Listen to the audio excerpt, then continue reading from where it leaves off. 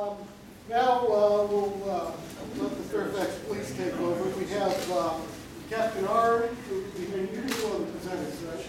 I'm going to do the introduction. Okay.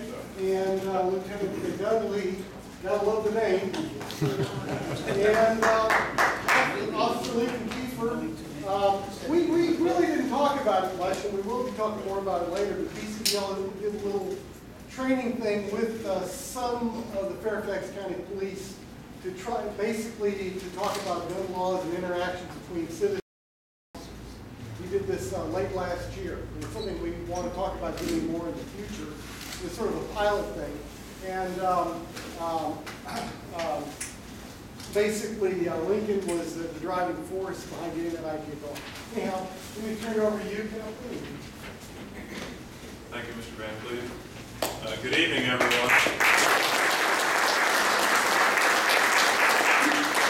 First of all, welcome to the Mason District Governmental Center. As you know, the police department shares part of this building, and we're glad to welcome you here tonight. I'm the commander of the Mason District Station. Lieutenant Lee is the assistant commander here at the station. And in talking with Ed Levine over here, there was some interest in us presenting to this group and having a little bit of a dialogue about exactly what Mr. Van Cleve said is how we respond to the person with a gun call, for lack of a better term. You said it very well. There's times where members of the public don't recognize what's going on, and it results in a 911 call to us. And obviously we respond out on those. We want to talk to you about the way that we train our police to deal with those types of situations. Some upcoming training that we're doing department-wide.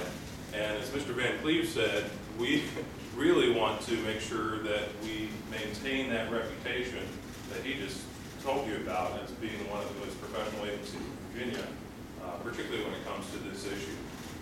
So tonight, what I want you to hear is what you can expect if you were to find yourself in that situation, and what we expect of our officers, really, in dealing with that. So we've already introduced Lieutenant Lee. POC Lincoln Kiefer works at our Sully District Station. As Mr. Van Cleve said, he's worked with the Virginia Citizens Defense League before. He's sort of our resident expert in this area. Then we have two members of our Police Academy staff, MPO Eric Campbell and MPO Travis Shaney. They are behind the driving force behind some upcoming training that will go to every single member of the police department in Fairfax County beginning next month. So with that, I'll turn it over to PFC Lincoln Kiefer to talk about some legal issues, and then we'll let the Academy staff talk about training. Thank you. I'm Lincoln Kiefer. I work at Sully District Station on the Chantilly end of Fairfax County.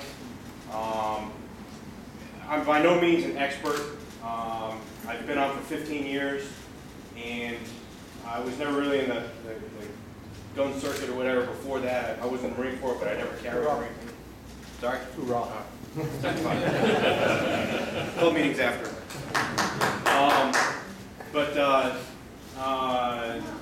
I've kind of had my ear to the ground about certain gun rights and gun issues that come up, and I was thinking that citizen and police contacts don't necessarily have to be adversarial whenever it involves an armed citizen.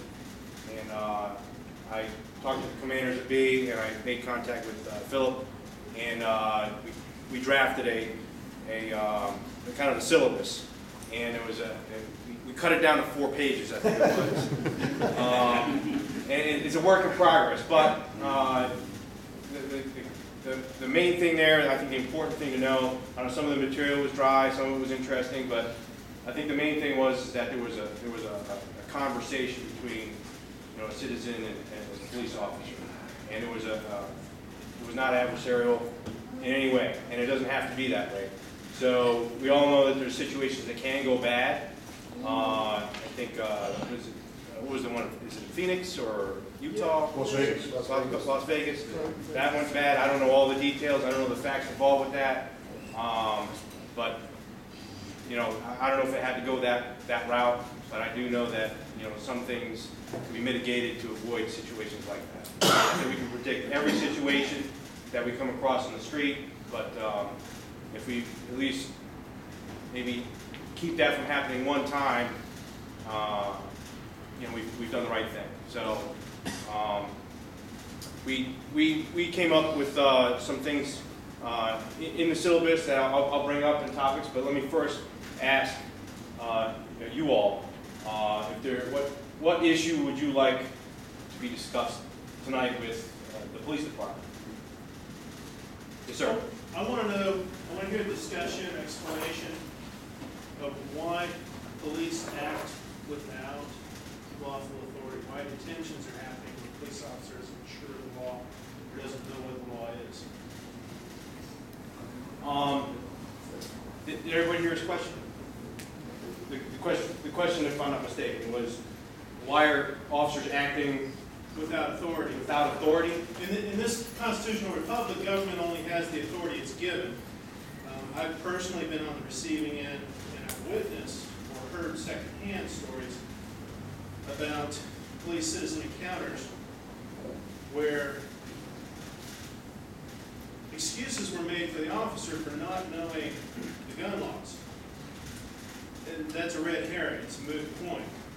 The bottom line is LEOs have no authority to take enforcement action unless something's against the law, that sort of thing. So what I'd like to hear is discussed is what training occurs to get the cop to stop and find out what the law is before he goes seizing people.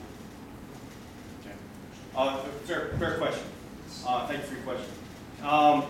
Now, in the world of law enforcement, and feel free to jump in on this, there's basically three types of citizen encounters that the police department comes across.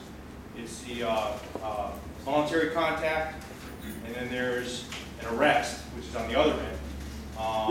And that can be construed as anyone not feeling as if they're free to leave. And that can go to an officer pointing their gun at them, forcing them to sit on the ground, or actually putting handcuffs on. So anywhere in there is an arrest. Free citizen, walking, going to and from, officer walks up, hey sir, can I talk to you? Hey ma'am, can I talk to you for a minute? That's a free citizen, that's a voluntary contact.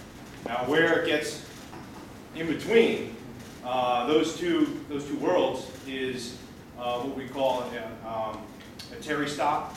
I don't know if you're familiar with that term. You have to have reasonable articulable suspicion that criminal activity may be afoot. Okay. The officer, in order to force somebody to stop, to continue an investigation, has to have reasonable suspicion or probable cause. I'm not going to get into all those. He has to have a good reason, okay, not just a random reason or. He has to have a reason to hold up in court. Yes, and be able to articulate that well. So those three types of contacts are the general types of contacts that citizens come across with police officers. Now, I'm sure at some point in time, I looked like the suspect walking down Route 7. I could have been stopped for any number of things that have occurred in the last month. As a citizen who would be, a concealed carry holder or an open carry person who's being stopped by the police, raises some interesting issues. The first thing I would say for everyone's safety is, assuming everyone carries in a holster, don't touch your gun and keep it holstered. Well, thank you, but let's go back to my issue is, why is the citizen being stopped in the first place? You would have to elaborate onto why, okay, in a particular situation for me to address that properly. Actually, no. All we need to do here to address my question is what training is happening with the police officers. That they're being trained that if they don't know the law, don't act. Don't take enforcement action against the citizen until they find out what the law is. Well, I do know that. Can I respond to this question for a second, please? Suppose I'm on the street with my gun open carry.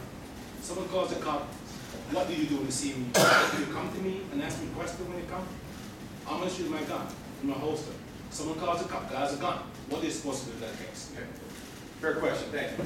Is that related to, before I move on to yours, is that something along the lines of an individual situation? Well, mine is happening, mine's occurring just earlier. Mine is whether it's a gun, sprinkling water in your yard, regardless of what it is. I want to know, because it's the underlying problem. I've heard too many excuses made where the cop just didn't know the law, didn't understand, and this way, hogwash. Okay. Why I was it can't, action at all? without knowing any facts about a particular situation, I can't address that for the officer. I can't speak for the officer, okay? I'm asking So- what training is occurring to make sure Okay, they I'm don't gonna do follow up, okay? In the academy, they receive how many hours of legal? From, it's gotta be. There's probably, in regards to the academy, the basic recruit receives more than probably 40 hours of legal training. We're not basic recruit instructors, we're in-service instructors. We're the ones that teach the ongoing officers that continue through their career. But roughly around 40 hours with the county attorney that comes into the police academy, physically goes over certain laws. Now, as an officer, are they required to know all, however many thousands of laws in that criminal code book verbatim? No, it's impossible to retain that sort of information. Well, thank you. That actually speaks right to my point. Okay? The But point that is doesn't when- mean, that doesn't mean that at the time the officer doesn't have that code book available or he can go and reference it. There are a lot of times where, I mean, I don't know every code there is. I know a lot of the ones that I routinely come across. In any one of our lives, you routinely go through things in your life and you know them in and out. You know how long it's going to take you to get to the grocery store, whatever, and back. You know how much it's going to cost you every month for, gasoline. Those things you know routinely. There are things that I miss. I have to look up in a book, So you're getting there. So out of that 40 hours. And when I get there, I'll provide some what basic staff's doing for the basic recruits and what FBO Campbell and I are doing for the in-service coming up and the ongoing education of the officers for that. We'll go into that in just a few more minutes though. Okay, so out of that 40 hours of training, how much is spent ensuring the recruits and then subsequent follow-up training? Once he's on the job, how much of that spends on time reminding the guys that you don't have authority, you need to look up the law first? But there's after the recruits graduate and 3 months, they get 3 months of FTI training. I'm an FTI. A lot of senior officers throughout the county are FTIs, and they get additional training that covers everything they covered in the academy plus more, applicable to what happens on the street. If you break that down by hour, I know it's more than 40 hours a week, and for 3 months. So that's more, and they cover everything from missing persons to a crime scene to dusting for fingerprints to citizen police contacts. I can tell you from my perspective, I make sure I drill into every recruit that graduates from the academy and comes to me that they know those 3 types of encounters. If they have to forcibly stop somebody, they have to have a reason, and they better be able to articulate that. Without that, absent that, they got Zippo, and they're wrong. Part of the I don't problem know if that helps you. Part of the problem is that this varies jurisdiction to jurisdiction, and different places in Virginia receive different levels of training. I spoke to a former chief in a city who told me that we don't give them any training required other than what's required by DCJS, the Department of Criminal Justice Services, because they're going to put this on their resume and they're going to go someplace else where they're going to get paid more. And our citizens don't want to pay them to, our turnover rate will be too high, so we don't give them any training. Well, I can't speak for that chief of police. I can control what's in my realm of. It was not Fairfax County. Okay. But my Thank point God. is that it varies a lot. Actually, it's Fairfax City.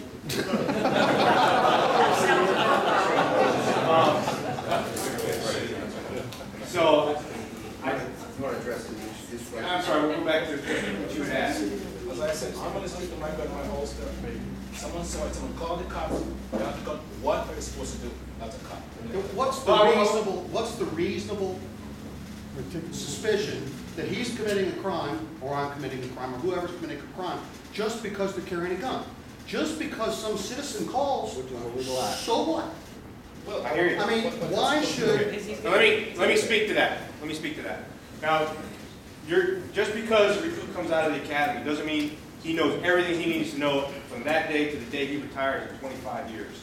Okay, so you're going to have varying levels of experience, knowledge, education. All that said, to answer your question directly, and yours, sir, by somebody simply open carrying, public street, nothing else, you're not talking to yourself, you're not, stamped with convicted felon on your forehead or anything like that. With nothing else, you have no crime. What did the call on the phone? What did you say the person called up? I can't speak for the person who called. No, what did the person? No, I'm not the call. One question. I want to answer his question and get to it. What did the call on the phone? Did you ask the caller, is the guy acting crazy? Or did you send an officer out to find out what's going on? Okay. Well, I will say that if A dispatch if training dispatch issue. receives, for the most part, if they receive a call that someone has a gun and they're just shopping or whatever they're doing, we're going to come. We're going to respond. Now, what type of response that's going to be, okay, is going to be dependent on the situation. Is the person talking to themselves? Are they just shopping? Are they minding their own business? Where are they at? Are they running out of a bank? What are they doing? Are you going to come and talk to me directly? Are you going to talk to me when you come? I would. Or are you going to talk?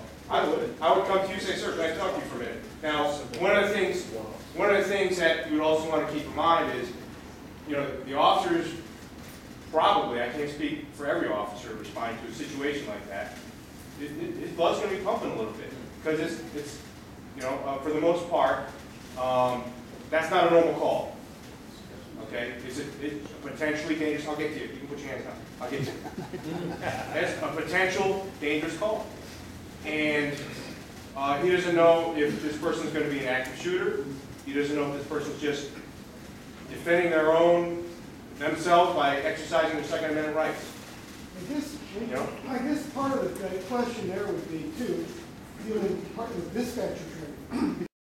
Truly, the dispatcher can change everything for either party. Yeah, you're right. If she sends you out there and you think, oh my God, the way this is described to me, I think we got a shooting in progress. It turned out the guy was sitting at McDonald's drinking a latte. But she didn't ask the right question, something got turned around. Is there any kind of training the dispatcher is getting with these calls to try to ascertain is there really a danger here? Realizing that you need to go check it out because you can't take the gamble that perhaps something isn't up afoot. But at least you can go out with the idea that no, it doesn't appear this is any real dangerous situation. You often go with caution, but not crazy. But is there any training for the dispatchers like that? Or Can you answer that? The training that the dispatchers get out there is continuous education for them as well. When they get a call like that, they're supposed to ask as many questions as they can, get as much detail as they can. Ask of me. Ask the complaint, yes. Oh, The complaint, say, hey, there's first thing that's on the complaint. So the continuous questions, hey, sir, what's he doing, or she doing, whatever the case may be, what's the circumstances at hand. Meanwhile, she's going to get a dispatch to the officer, around to a gun call, and hopefully she'll be able to obtain as much information, so we don't send too many officers. It's against the law officers. to And it carry comes down to the a gun. articulation between the complainant and the Obviously, he's dispatcher. wrong. The dispatcher programs it in, and then dispatcher. Cop needs to be trained to go find. Now, there's also varying levels of dispatcher That's what he's getting. experience. The call takers are different than the dispatchers. Call takers are usually a little more junior than the people who are dispatching the actual officers in direct radio contact with the officer. Not all the time, but. And they also have dispatch supervisors that monitor those calls. When the gun call comes up, of course, the supervisor's going to key into that more so than just the regular destruction of property call. Do the dispatchers inform it all? Do the dispatchers say, oh, by the way, just to let you know, it happens to be legal to carry the person on the holster gun? Yes, we'll still dispatch anyway, but It's my not concern necessarily is the person made a dispatchers. call, they say, oh yeah, I caught a criminal, and they're happy and they're gonna wanna do it every time they see somebody who's done it, they're not. The dispatchers aren't instructed or taught necessary laws that we're responding to and taking action on. They have a certain criteria that they need to meet to dispatch certain calls. So they're not going to say, hey, this would be an open carry case, this would be a concealed case, this is just fired around. So they're going to get in dispatch to articulate the information as it comes in to them. They have the process. And it's not quoting all the laws and regulations, it's just that, hey, this is what we have in hand. There's all the circumstances as we know them right now. And as circumstances change, he's leaving, or he just put his coat over his gun, or whatever situation changed, and then they update us periodically as we're responding to the call. So I don't know if there's any specific ongoing training for dispatchers and call takers as we speak. I don't know, that occurs in a different side of the department, but I can find out. So why does the officer confront the individual? It's the officer shows up on scene, they see an individual open carry, there's no, obviously, crime being committed, why would you turn around? I think as a, let's say, a more seasoned officer, probably just sit back and observe and watch. Guy's not doing anything, just carrying, put his groceries in his bag, see you later, I'm out of here. That's been my experience 5 or 6 times so far. Okay? Now, on the other side, you might get somebody who's, I don't know, grew up in New York, where that doesn't happen. Okay? And they're trained, you know, they're used to what happened back home, but they're trained here, and if somewhere lost in the mix, they might respond differently. I can't speak for that person. I can't tell you this. You can expect professional police work, professional demeanor between the citizen and the officer, from the officer, and hopefully mutual respect. And you have the right to complain if you feel that there's something that you were treated improperly, or that you deserve some sort of grievance, to voice your grievance to a higher authority, a supervisor, a captain of the station, or above. Can you walk us through what we would do in a traffic stop? Because I was pulled over one time, said I had a gun in the front seat, next thing I know I had a gun pointed in my face. So they were calling for backup. His hand was shaking, I was hoping it wasn't a block.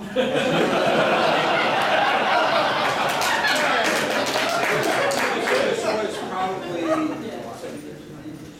7 years ago that this happened. I'd like to know how we're training for traffic stops now. If somebody says, I have a weapon in the car. Santa was wanted.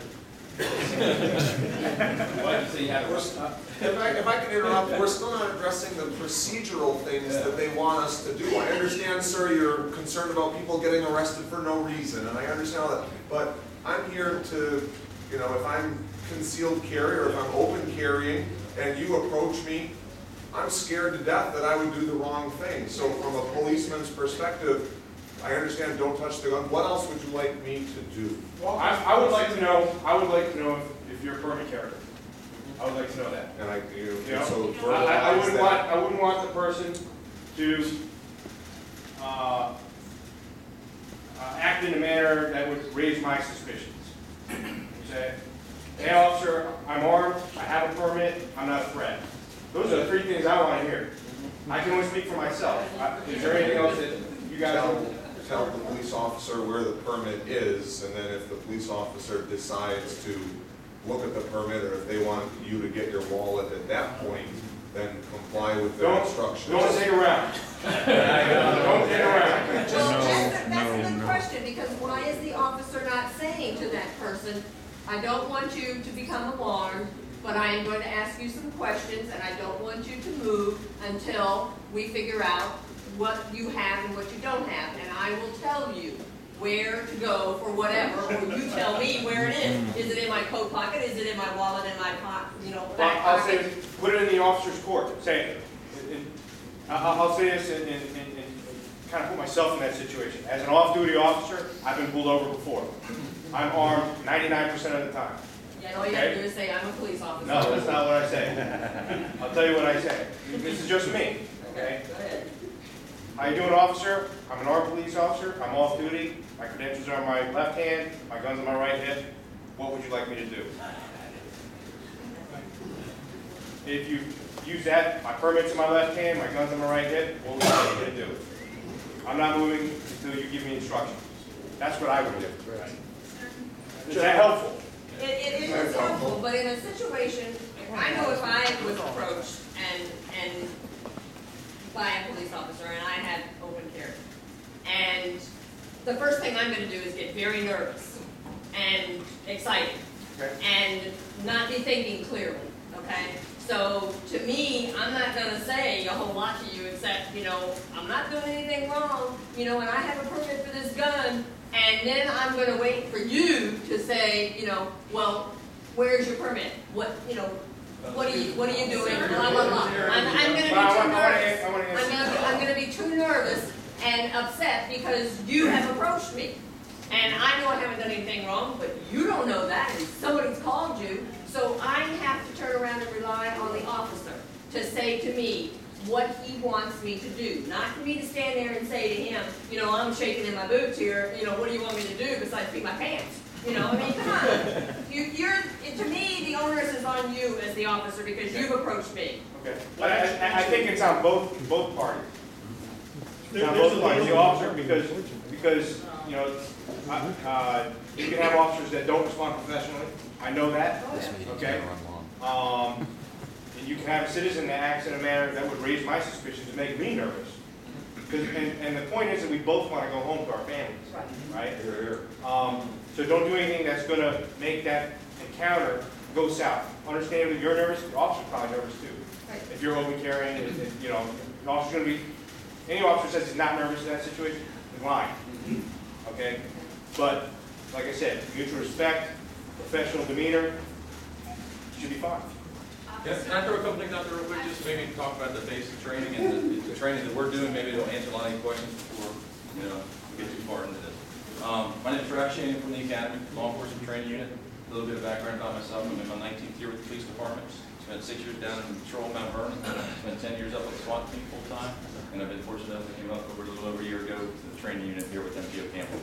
So just to give you a basic understanding of why we're here, we were invited, we're very happy to be invited here to talk about our training. What we've been doing for our basic recruits who are going through the academy now, and what we're implementing on March 7th for our in-service training, which is continuous education for the officers that are out on the street right now. When the basic officer comes through, he gets 40 hours of legal. They go over the law, 40 hours of classroom presentation by the county's attorney. They are put through scenario-based training by the basic staff. When the basic staff does their scenario-based training, the officers are put into a situation, whether it be an open or concealed carry, find out how they react on it. Officers that we teach are taught to act appropriately, professionally, very courtesy towards all the citizens out there. Okay? Once they go through that, we critique them how they did. Okay, you did this right, you did this wrong. Again, educating them on the proper things to do. We talk about best practices. We try to teach them the best practices to deal with the open carry and the concealed carry. Okay? We're continuing to do that. Our in-service training begins on March 7th. We have a block of instructions solely on open and concealed carry. Where they can carry it, who can carry it, who can't carry it, why they can carry it, all the reasons out there. We're going to cover that into our scenario. Okay, so it's a continuous education. Right after that, we're getting into off-duty encounters. You know, we have our own issues with police officers getting involved in shootings with other police officers off duty. We're going to try to nip that as well. We're trying to continue to educate them to make sure they're not put in a bad situation. So we're continuously evolving with our education as the academy goes to make sure everybody's proficient. Everybody out here has been taught through the academy to treat you with respect, be courteous, and obviously officer safety is paramount. All the officers here want to go home safe at the end of the night. Okay, so we're all here to try to achieve the same thing. You guys don't want to be harassed. We want to go home safe, and we keep this relationship going. We have. Okay. Keep in mind, folks, that the DCJS, which is the governing body that regulates the entire state of Virginia and how they conduct their training for their police academies, does not require, as a mandatory training objective for an officer to know anything about open carry. That's DCJS, the gentleman in the back that talked about it. We've taken it one step further, and we've taken the initiative ourselves because we know how important it is that our officers know how to handle situations like that. Who was the gentleman that got pulled over with the gun on the seat? I know I didn't pull you over. Let me tell you this. It must have been 10 years ago, I pulled a gentleman over one time, and he said, "Officer, I have a gun on the seat." I said, "That's fine. Congratulations. Just keep it right there." And that's fine. I didn't even write him a ticket. He was such a nice guy. It's just me. I was born and raised, I wasn't born here, but I was raised here in Fairfax. But everybody is a little bit different. We all have our own little bit different personalities. I consider myself a Southern gentleman, okay? Know how to talk to folks. Not everybody knows how to talk to people out there. That could be part of the problem that we're seeing. And it's not just with open carry, it's on a variety of different calls. But it's up to us as trainers, when officers, which come through a mandatory in-service training twice a year, it's up to us, if we identify training issues, to get them up to speed. Now, is everybody going to be perfectly courteous every part of the time? No. Sorry, can't do it. Can we try to be? Absolutely. Can we train them to be and give them pointers on best practices when dealing with open carry issues? Absolutely. Like if we come up, gentlemen, if you're calling there, somebody calls and you're carrying a weapon and we walk up, maybe it's a 1 or 2 officer response, because believe it or not, we are compelled to investigate every call that we get dispatched to.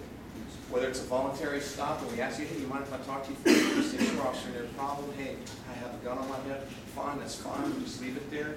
Do you happen to have an ID with you? Can we talk to you? You can tell us, sure, no problem. Or you can say, no, officer, go counsel. I'm not doing anything wrong. Okay, thank you, sir. And we're out. All right, can I interrupt you right there for a second? Yeah. Let me back up a second, just because some of the people here don't know why these guys are here. I'm Ed Levine, I'm an EM, I speak for myself, not for VCDL, and I came across a thread on the open carry board and talked to somebody where a gentleman allegedly was stopped at the Annandale McDonald's. He was open carrying. He was actually asked for his ID, he didn't want to present his ID, and this is all under investigation, so I don't know how much they can comment on it, but this is what I was told happened. He was asked for his ID, he didn't want to present his ID, so he gave his name. He was open carrying, and the officers then asked him if he had a permit. He said he did have a permit. They asked to see it. He said he didn't want to see it. He was demanded to show his ID, all allegedly. So this fired me up because I open carry in Annandale. I open carry most everywhere I go.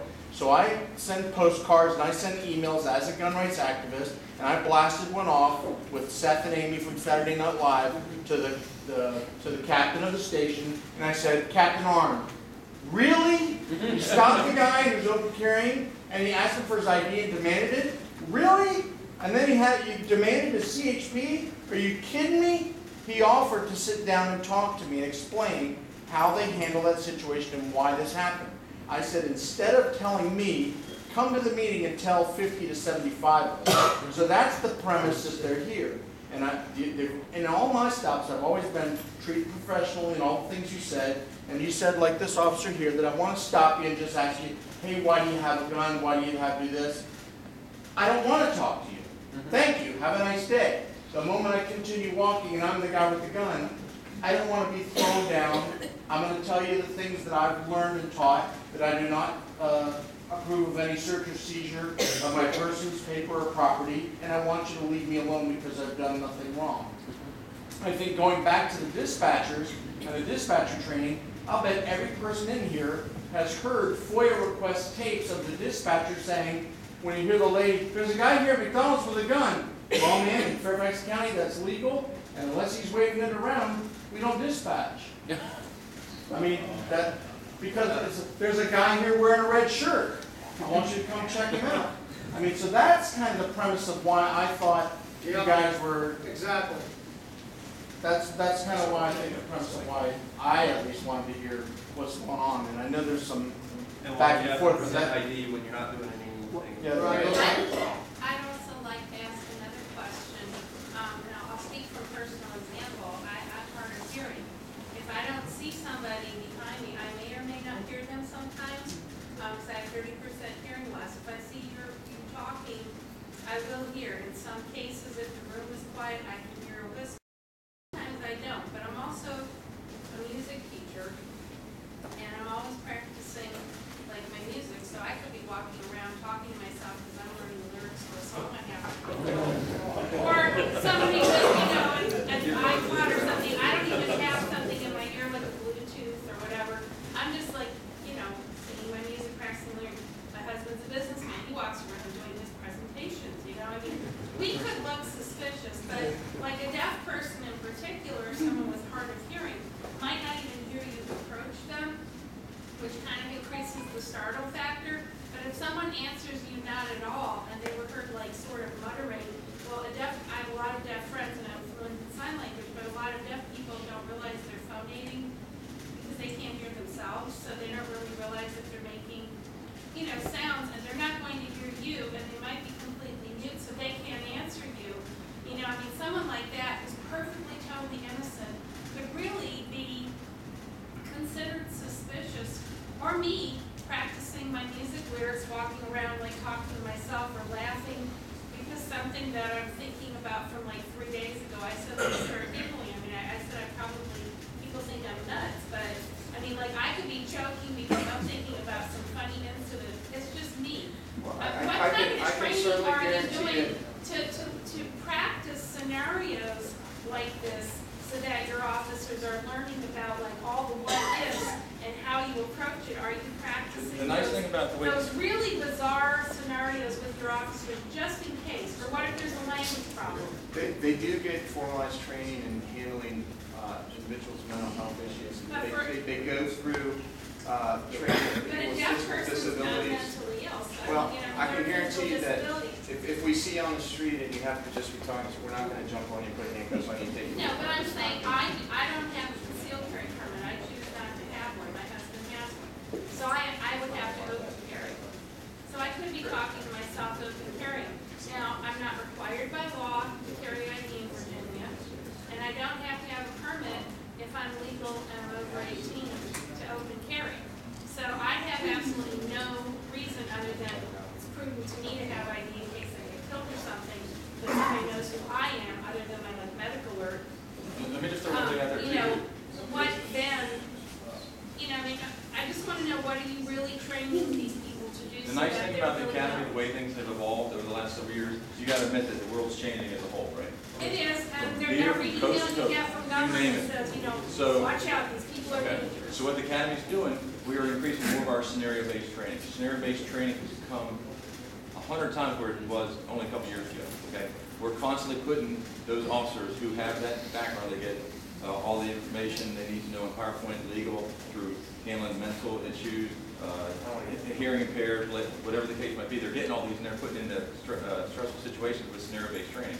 Scenario-based training is helping these officers investigate. You know, the officers might see some indications that you might have a mental situation or whatever. Same issue if somebody appears drunk. Well, he needs to investigate that a little bit more. This might be a diabetic. But they might think it, you know, just because you're diabetic or you're laughing about Right, something. but that's where the officers Lost. investigate that, and that's why the academy has taken those steps forward to do more scenario-based training to help the officers deal with these situations on the street. Hang on one second, guys. Attorney is giving you guys training, that is, a zoning expert is teaching you guys criminal law and procedure, or is it the Commonwealth's attorney?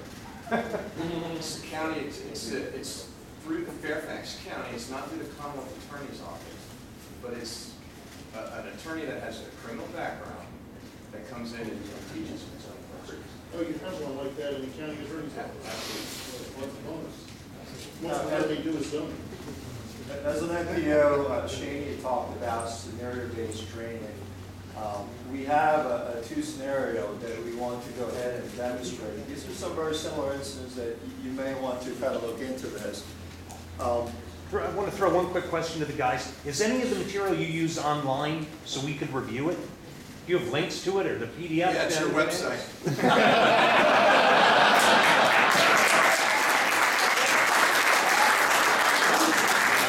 Seriously, a lot of the information that we got was from your website. Okay, but I'm just talking about all the training that the police go through, the materials that you give them. You can FOIA it. Well, They're all public information. yeah, probably through our county The website. DCJS website has PDF files for the officer training as well. Yeah, it's And all those resources. Yeah, but they've already said they go beyond that. That's why I was asking for their information. And real quick, you said it's a block. You teach an entire block. Is it a 50-minute block or is it a 40-hour block? We have an hour of open and concealed carry permit right now coming up in March. And then we have an hour after that for officer safety issues, off-duty encounters and stuff like that. In addition to a bunch of other stuff like IVR stuff that you have no idea what it is. It's all computer related. But just to let everybody know here, when we do our in-service training, though, all the officers are required to go through this training. So each officer that's sworn is going to come through our training. It's going to get this information that we're getting now. Okay, the first scenario that we're going to demonstrate, he's going to play the real cop that he is. And Mr. Phillip. I'll play the real criminal. On Tuesdays. Yeah, on Tuesdays only, right? The first scenario, Phillip is going to play the Joe citizen, okay, who a witness, I'm going to be the dispatcher, okay, just got the call from a citizen who's carrying the open carry, okay? As you know, Fairfax County, we got a lot of citizens out there that don't really understand the laws and rules, and they're a bit confused. We do have a lot of smart ones out there, but we do have one of those ones that kind of need some help. So they called and said, hey, we got a guy, a white male, about 5'8", very athletic build and handsome. And he's now walking in front of Columbia Pike. okay? And Officer Lincoln Kiefer is a scout 100 Charlie. That's our police designator. Now, I'm going to dispatch 100 Charlie. So 100 Charlie, please respond to 6507 Columbia Pike, individual carrying a open carry. Pull me on scene. Direct. By mail. Maybe I'll put one suspect. 2105, direct. How you doing, sir? I'm Officer Keith with County Police. Can I talk to you for a minute? Okay. I noticed you open carrying. Somebody called in and drove by and thought it was kind of suspicious. Can I ask where you're going? I'm just walking down the street here. Okay. You live around here? I've never seen you before. No, I'm just visiting right now, but I do have some things I've got to do. Okay. Are you detaining me or anything? No, I'm not detained. I just thought I'd get to know the people in my neighborhood, that's all. Do you have any ID on you?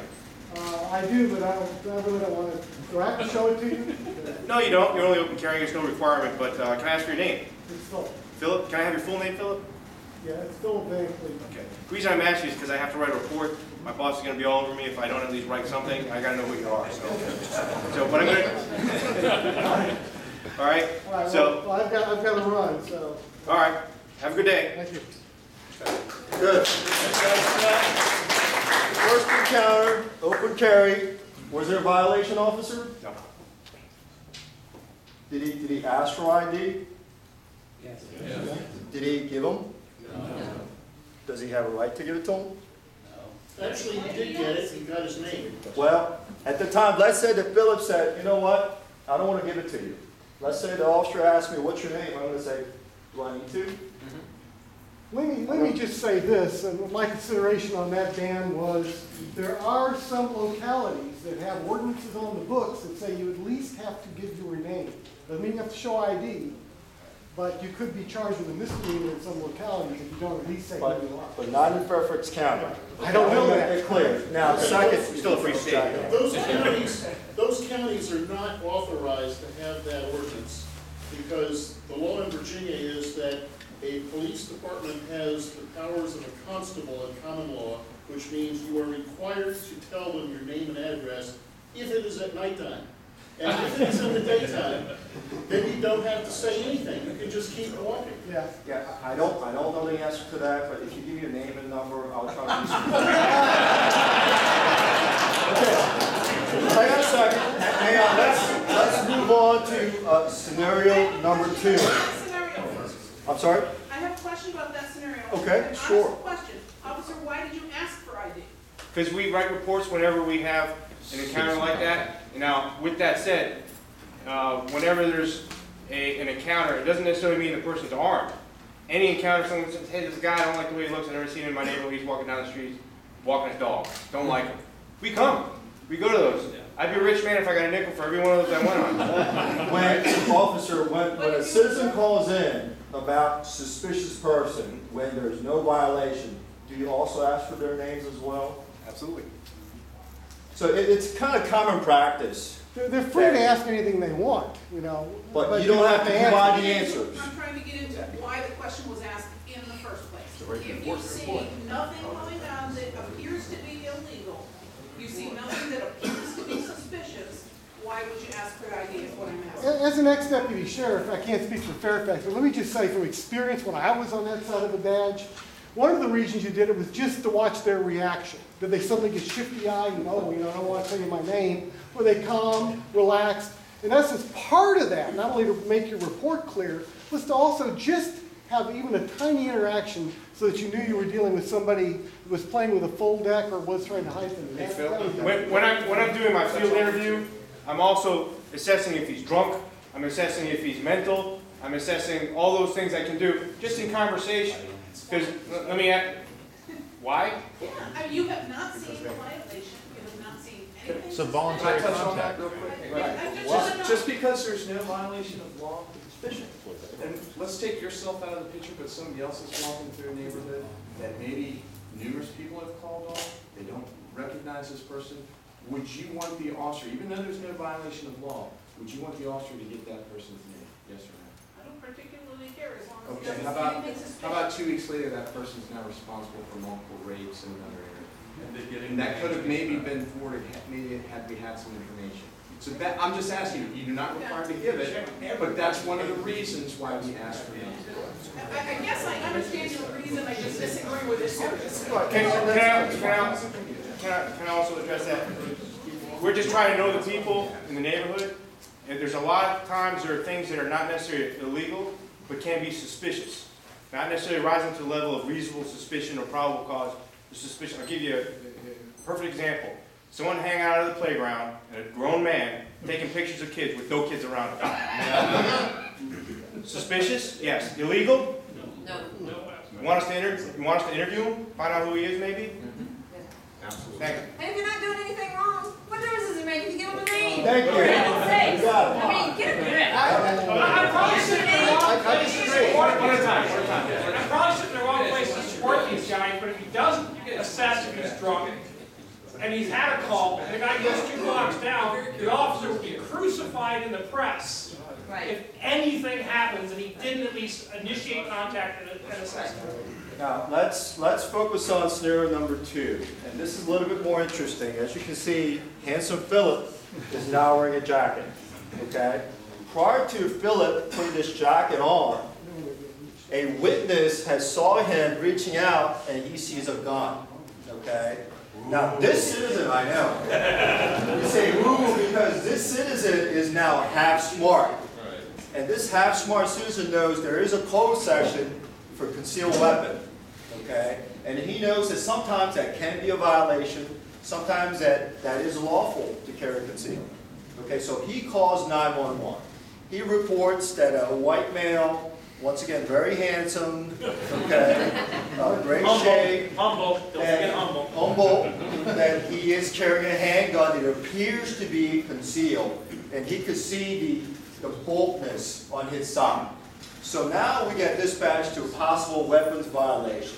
Okay? Scout 100 child, please respond to a possible weapons violation, 6507 Columbia Pike. One Charlie, let me on scene. I'll be out with the suspect. I'll just watch him for a minute. 100 child on direct, 21, 10 hours. 5 minutes past. How you doing, sir? I'm Officer Kiefer, County Police. Can I talk to you for a minute? Sure.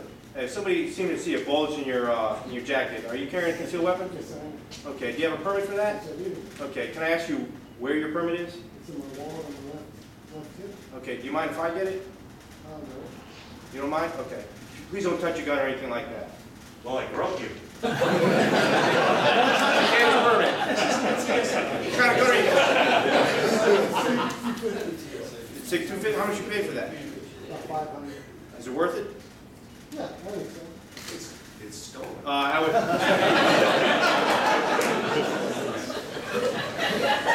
You're messing up the scenario.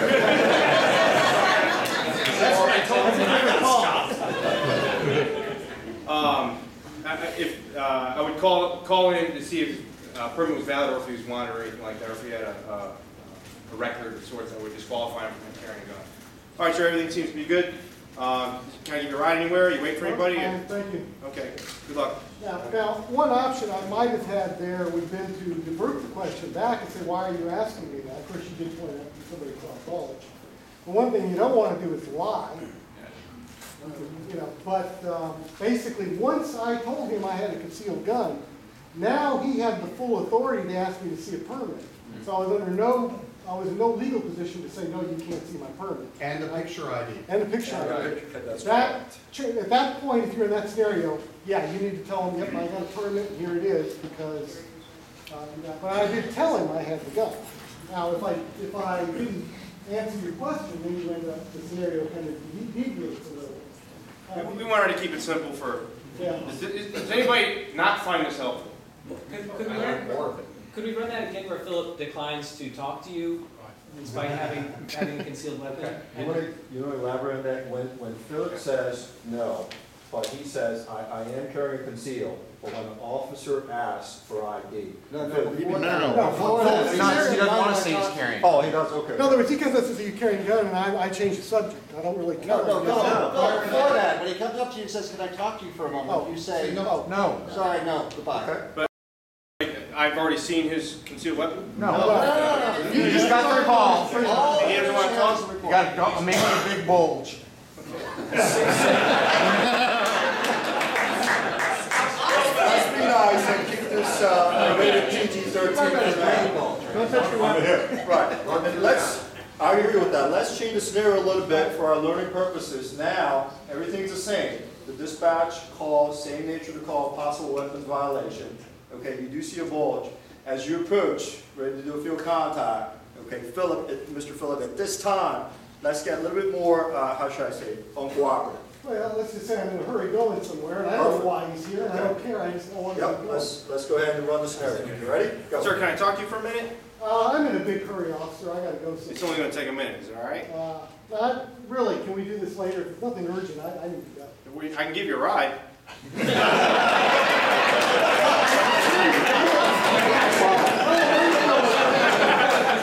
Solicitation.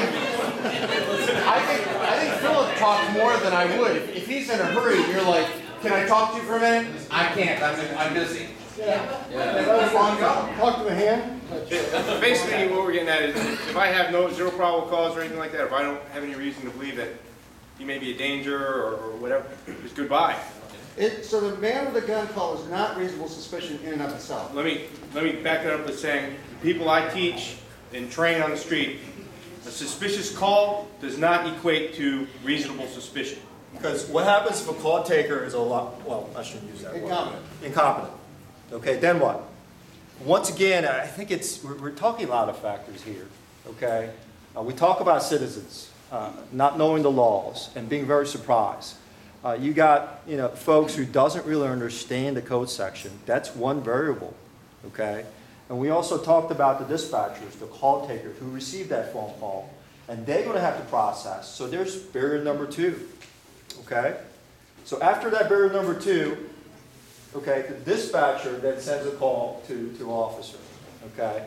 And now he's getting all this filtered information through his computer. And because this officer could be 1 or 2 years on, or he could be a veteran. He already knows, he already dealt this confrontation before, so he has that experience. Okay, so there's that variable as well. The last variable, and this may be a surprise to you, is going to be Mr. Phillip. Okay, and he could be very well educated. He knows what the rules and laws are, and he knows he could refuse because he's not violating any law. So we do have a lot of factors involved. It could be breaking the law because the person said concealed weapon on his jacket. Well, and I think it's always simple, and I'm guilty of it too. It's very simple to say, he's breaking the law, or you can make that quick decision. But, Lincoln will tell you, it is a very challenging job. You have to make that quick decision. You have to go by what the information are given to you and what the facts are. And based on these 2 scenarios, once again, I think Lincoln Kiefer did a great job. And Philip, thank you for showing that. I hope this was a little bit helpful. And I hope this is something that we want to see in our academy as far as our training is concerned, and very similar to that. Can you do a routine stop for a concealed carry? Traffic stop? Traffic stop or a routine? In other words, you keep my tail light out. Okay, sure, absolutely. In fact, I'll be the mean driver. I'm the reckless driver, okay? And Lincoln, you're going to be the officer who just pulled me over, okay? You want to try that? Okay. All right. I am sitting down, and I am driving a Ford Shelby Mustang GT 1968. I'm driving V8 427, and Columbia Pike speed limit is what? 35 miles an hour, and my Mustang GT says... Let's not push the limit. All right? How about 65? Okay? Close to being reckless driving, so I get pulled over. Okay?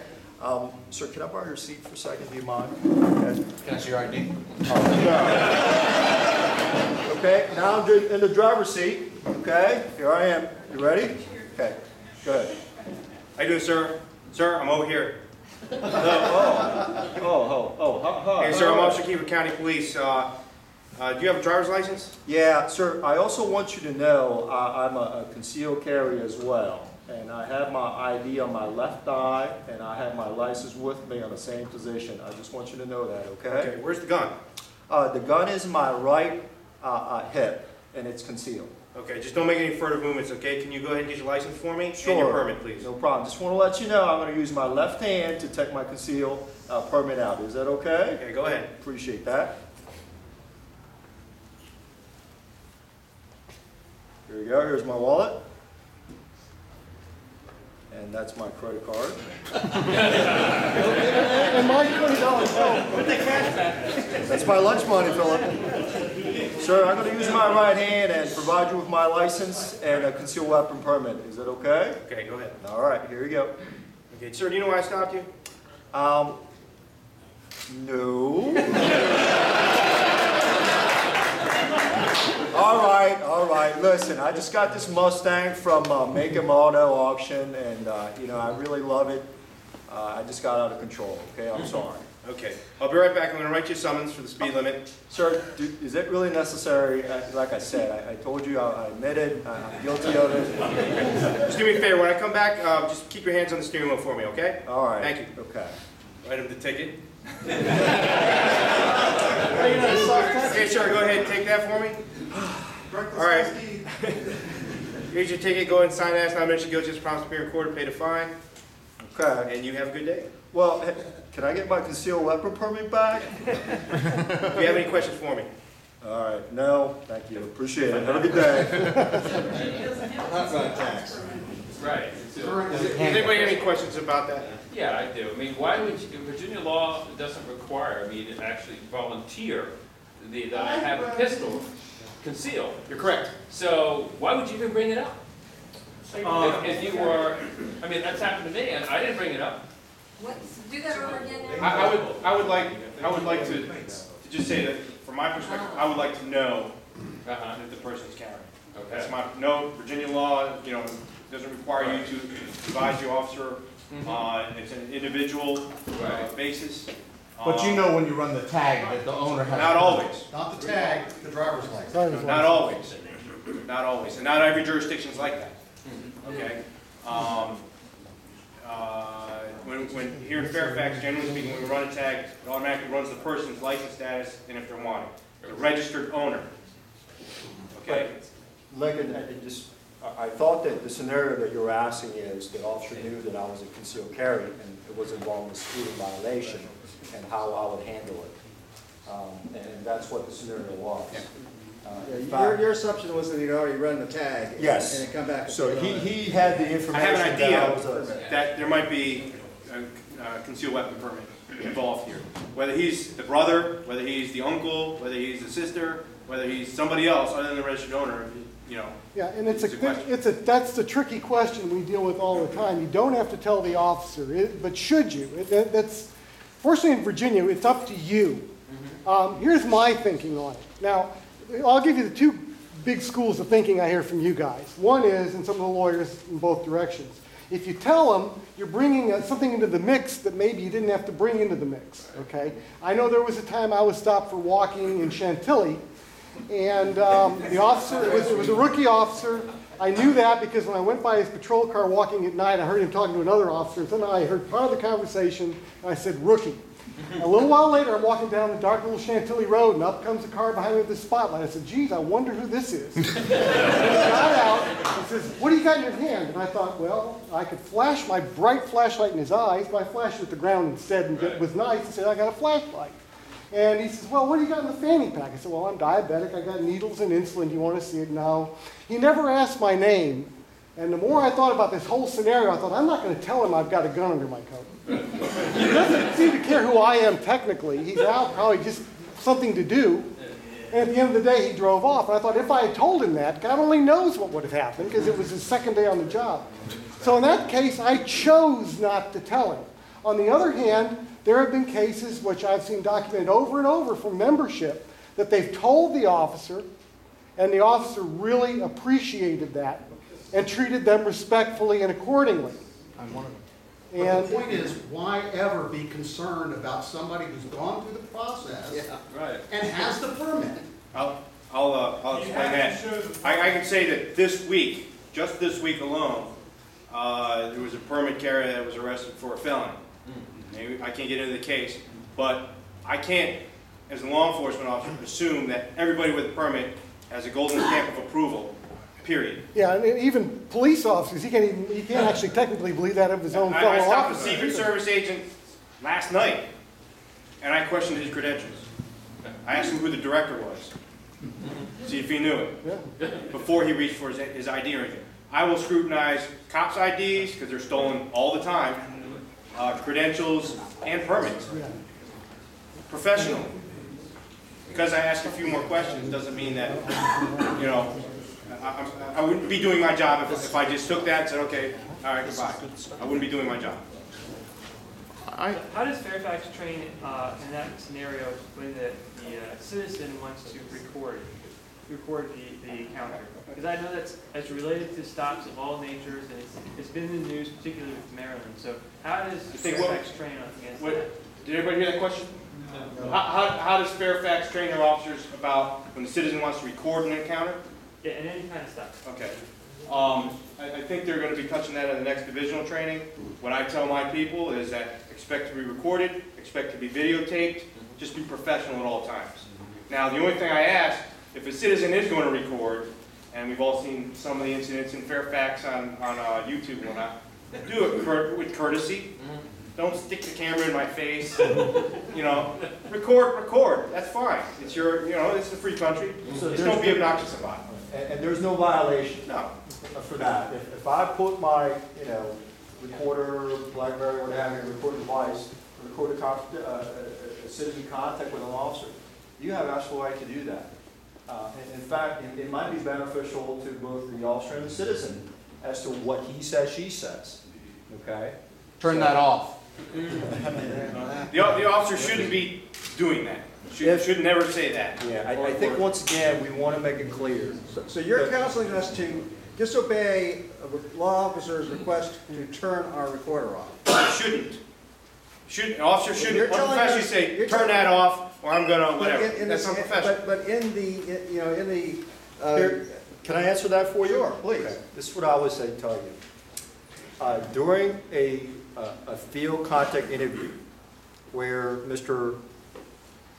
Smith, okay, did not do anything wrong, and I have no reasonable suspicion, okay, to further my investigation, all right?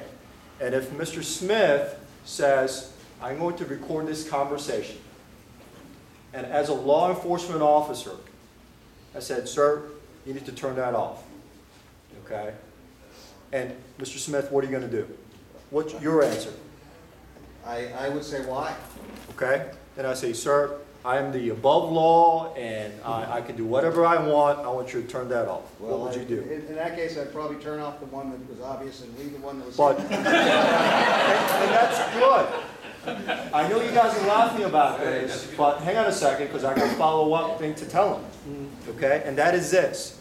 Before you leave, before you depart, what is the last question you're going to ask me?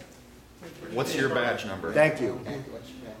What is your badge number, or what is your name? But the video camera on my glasses were already gone. And that's great, because you know what I want you to do? After you get my badge number of EIN 2486, don't write that down.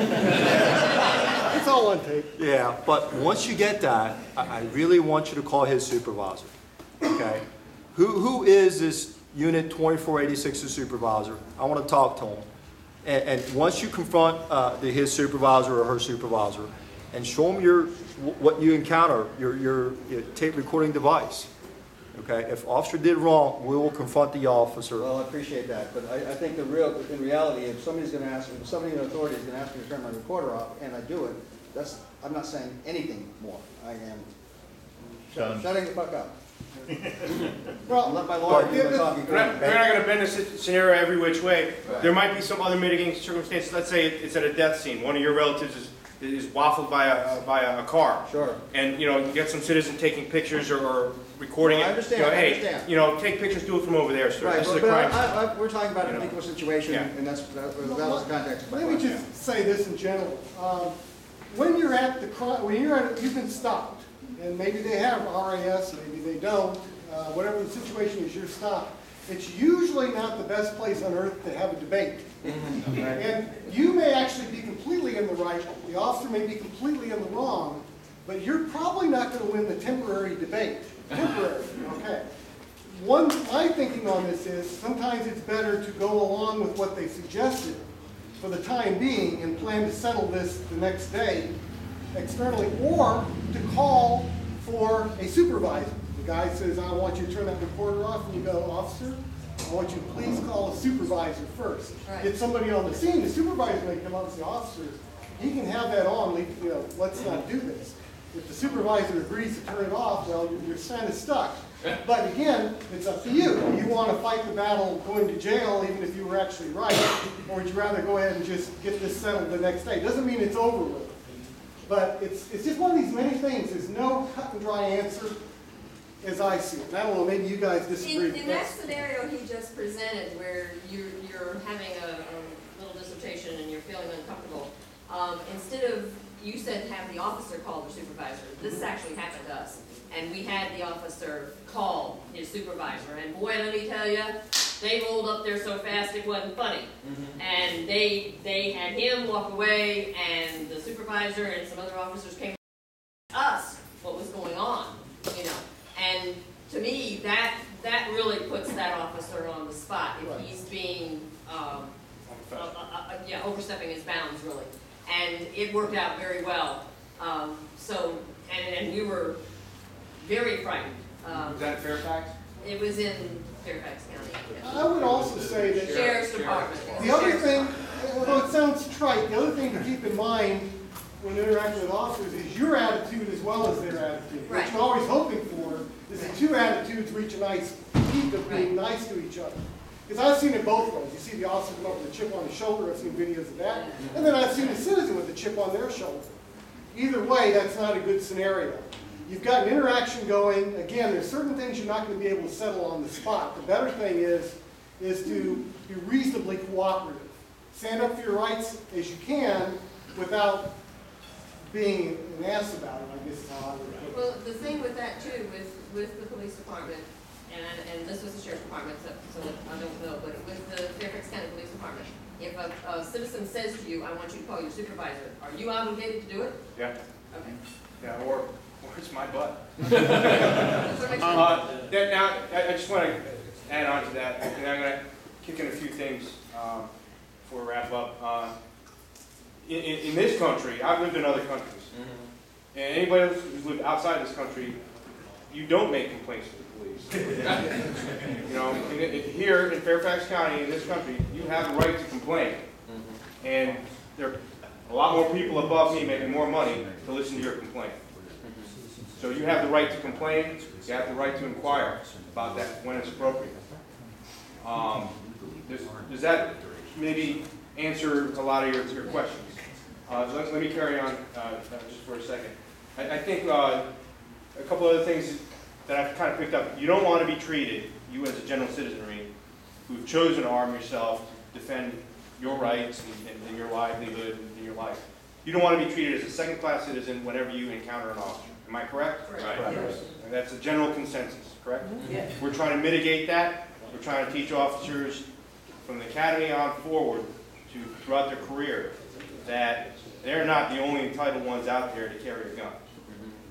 That every citizen, that meets those qualifications of not being crazy and all that kind of stuff, has the right to do that.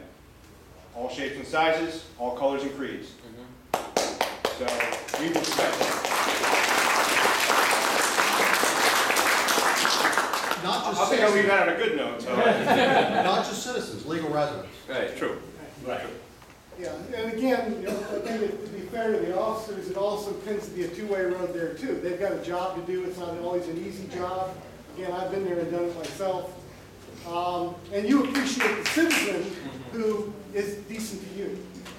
Even sometimes when you're wrong, they're at least decent to you. It makes it easier for you to be decent to them. And it just works. It's just something to keep in mind. I think either side can set the tone, and you always hope that the tone that sets is a decent one to get the job done and be over with. We are really running, it's 9:28, I mean, we're really running on the cusp here. So, did you have a couple more? We'll be hanging out a little longer after dismiss your meeting, and then if you want to have another individual question, you want to come up and... Is it possible for the trainers to have citizens come in, like the Citizens Defense League personnel, come in and work these scenarios with them for their recruits? Is that something that we can do? Generally, we keep our training in-house. Okay. Because we've got tight controls that we use, because we do deal a lot with ammunition training and things like that, and there are safety concerns. Oh, okay. So we generally use our own people. Like I said, we use your material as a reference. One thing, what about bringing in the police from the city of Alexandria? A lot of Alexandria residents here who I'm sure would like to hear how the police there feel about open carry and concealed They're carry. contentious. We would be, I mean, if they wanted to, if you want to set something up for them to come out and make a presentation, that's fine. What we do it or you do it? No, you can do it if somebody, if they're just coordinating with the residents of DCD, all that. Just make sure if you do that, bring food for the officers. Food for the officers. Isn't that considered a bribe? I really appreciate you guys coming. Yes, indeed. All right, so.